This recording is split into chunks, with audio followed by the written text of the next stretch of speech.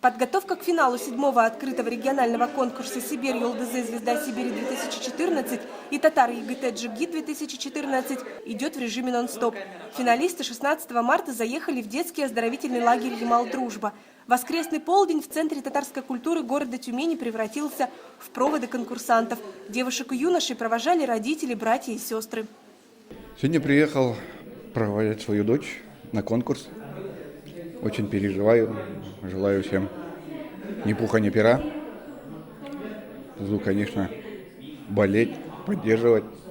Буду заезжать недалеко от Тюмени. Всего, говорят, 10 километров. Так что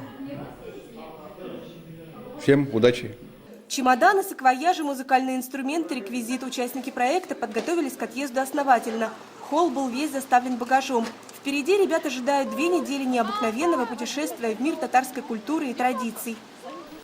Мы их сориентировали максимально получить, максимально больше впитать в себя информацию, потому что с ними будут работать лучшие специалисты по основам религии, по основам татарского языка, по хореографии. И каждый участник, наверное, должен взять для себя лучшее, что сможет, что он сможет показать потом в дальнейшем на конкурсе. Расписание конкурсантов очень плотное. С раннего утра до позднего вечера они будут изучать историю и культуру татарского народа, постигать актерское мастерство и этикет делового общения. С финалистами будут заниматься лучшие педагоги по истории, меджиологии и этикету, вокалу, актерскому мастерству, психологии и хореографии.